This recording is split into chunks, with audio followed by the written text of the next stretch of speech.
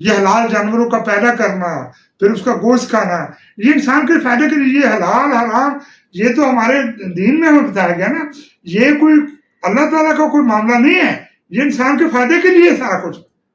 وہ ہندو ہو، وہ مسلم ہو، وہ کرسچن ہو، وہ بے دین ہو، وہ جو بھی ایسا کرے گا وہ بہترین ہے. اس کے لیے کیلوری ملے گی، اس کو وٹامن بھی ملیں گے، اس کو پوٹاشیم ملے گا، میگنیشیم ملے گا. ساری چیزیں میں ہیں، اجناس میں ہے، میٹ میں ہے، ہر چیز ہے، دودھ میں ہے، مکھن میں ہے، چیز میں ہے، پنیر میں ہے. یہ سب کچھ انسان کے فائدے کے لیے. یہ بڑی بے تکی سی بات ہے. جو جانور جو اس کے اندر جان ہے، وہ جان ضرور ہے، لیکن وہ انسان کے لیے اس کو پیدا کیا گیا شروع سے. اس کا پرپس یہی ہے. ایک چیز کا پرپس ہے، آپ پرپس سے ہٹ کے کیوں جاتے ہیں؟ اگر کل کو ہم یہ کر دیں کہ جی آج کے بعد عورتیں بچے پیدا نہیں کریں گی، مرد بچے پیدا کریں گے، تو کیا ایسا ہو سکتا ہے؟ دیکھیں نیچر کے خلاف نہ جائیں.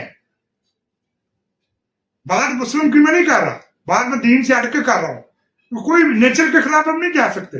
وہ بے دین ہے، وہ دیندار ہے، وہ کرسچن ہے، وہ جوش ہے، وہ مسلم ہے، وہ ہندو ہے، وہ بدھسٹ ہے، وہ کوئی بھی ہے، وہ اللہ پر ایمان رکھتے ہیں یا نہیں.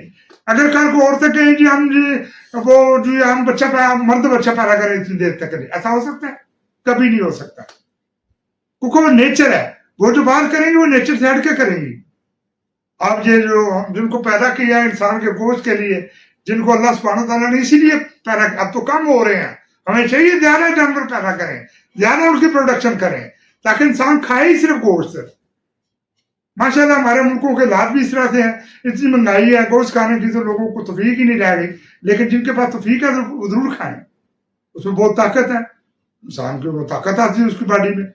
یہ تو بڑی جہالانہ بات. ابھی یہ جو وہ پتلا ہونا فیشن ہے، تو پیڑ نہیں ہے جی اس کا، یہ کیا معاملہ ہے؟ زندگی عارضی ہے، یہ امتحان ہے. انسان آئے گا بہترین کھا پی کے اپنی زندگی گزار کے یہاں سے چلا جائے گا، پھر دوسرے پیدا ہوں گے، وہ آئیں گے، وہ بھی چلے جائیں گے. یہ کوئی مشکل تھوڑا ہے کہ آپ نے اسمارٹ ہو گئے ہیں جی. کیا اسمارٹ ہو گئے تو آپ کو آپ کے چہرے پر جرمیاں نہیں آئیں گی؟ جب آپ کی ایج بڑھے گی، آپ جتنے مرضی اسمارٹ ہو رہے ہیں، جتنی مرضی پرہیز کر لیں، آپ ضرور ادھر جائیں گے. آپ کی شکل بگڑ جائے گی، آپ کی وہ شکل نہیں رہے گی بڑھاپے میں، اور آپ آہستہ آہستہ وہ موت کی طرف جائیں گے.